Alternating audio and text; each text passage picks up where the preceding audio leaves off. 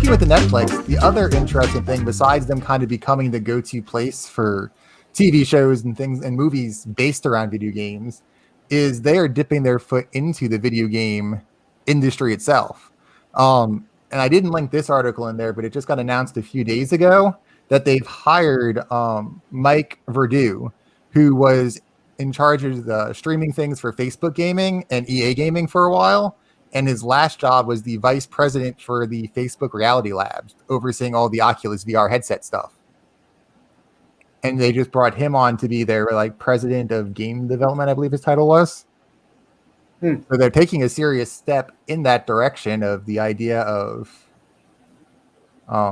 adding more games and IPs to that kind of thing. I guess the question now, I mean, you said it just got announced recently? Yeah, he got hired on the 15th, I believe, so just like 3 days ago. So 3 days ago, yeah. It's very hard to say. Like, I feel like just hearing that now, I mean, you think about where he came from Facebook or EA, the first thing that comes to my mind, well, are they gonna really focus on the games a lot so much, or are they gonna focus on the monetization of these games? So to that extent, it seems like most people's opinion has been they're going to kind of go the Apple Arcade route. Okay. And kind of just bundle in some of their own IPs, like try to get like The Witcher and things like that to put some stuff on there. But then also let indie houses kind of just put in games that you could kind of play on the go with your Netflix account and kind of go that Game Pass, play it on any device kind of route with it. I mean, the challenge I'm coming to with this is that, let's say they do the applicator approach. I mean, they need a lot of content. Yeah. First off, to build that off there. Do they really have enough IP to justify that? I mean, they had the Stranger Things mobile game that they put out on the App Store, but what else could they possibly do? They also did a few years ago that interactive game film for Black Mirror. Yeah. Yeah, like it was an episode, right? It was like Choose Your Own Adventure. Yeah. Yeah. So they could introduce more things like that potentially as well and call it part of their game development of a more interactive. Yeah. Because they have all those Netflix IPs they've created.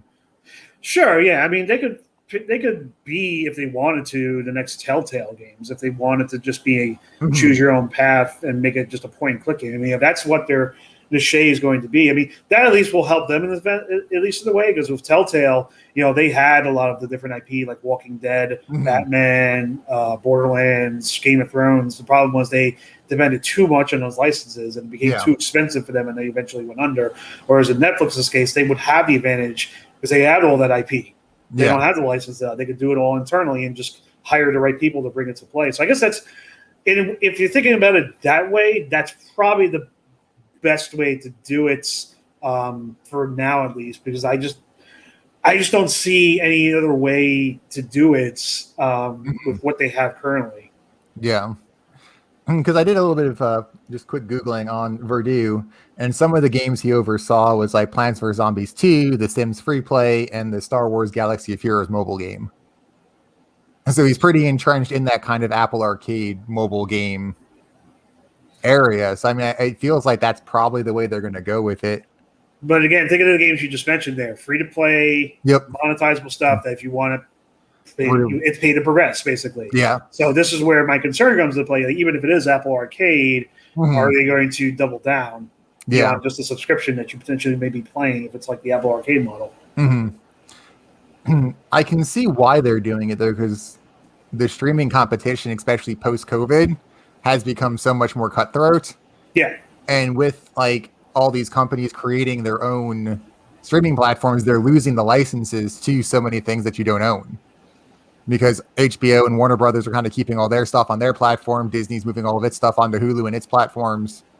So Netflix is having to find a way to differentiate itself and build out its own IPs and take advantage of them. And it seems like it could be a good way to differentiate and really pull more people in if they do it well. But I don't know how successful even Apple Arcade has been. I haven't heard a ton about it, and it's not something I've dug too deeply into. Yeah, I mean, I don't have numbers, but unless I heard this doing fairly well, which it does create the question of like, are they just being, is Netflix just being the copycat where they just want to, Mhm. grab that mighty dollar that everyone is grabbing here? I mean, they only just kind of broke even and start profitable just in the last few years. Just, when you think about the first 15, 20 years or so where they were losing money because of, first being a DVD company, DVD Mhm. rentals, and then licensing all these shows finally, and then spending billions of dollars on original content, but so they can have something when the licenses do run out. Because as you said, all the license holders are building their own platforms. I Yeah. mean, I understand. I could see that being a way to help differentiate and help make up any kind of money loss when you don't have those other licenses to stream their shows anymore. The challenge now comes when you go into a market where everybody is trying to do that, Yeah. and it just feels like the focus is going into that mobile area, like whether it's with the Apple Arcade, whether it's Activision Blizzard, putting a lot of emphasis on Blizzard's properties going on mobile. I mean, there's a lot.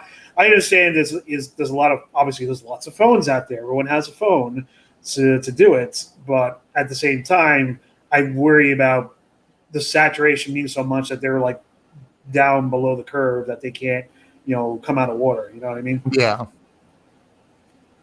But it could definitely be a disruptor in both the streaming and kind of that mobile games industry if they approach it right.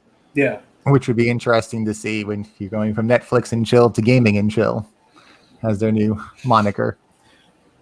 Yeah, I mean, if they want to start off the Telltale model, I would be more than happy to do that. I mean, I Mhm. loved everything those guys made, from Walking Dead to Batman and everything. And it was just sad to see them go under. I Yeah. mean, I'd be very curious to see beyond like Stranger Things and Black Mirror what they could do with something like Umbrella Academy, for example, Yeah. or Lock and Key. I could see maybe some of those episodic Mhm. approaches to doing it. Yeah, I mean, if I were them, that's the model I'm probably going for, and I would want to keep costs at a minimum as much as I can because bring back those actors. Who knows how much expensive it'll get. Yeah. I guess if they want to start that way, then I could see this making sense. Mhm. It will definitely be something interesting there to keep an eye on. That is very true.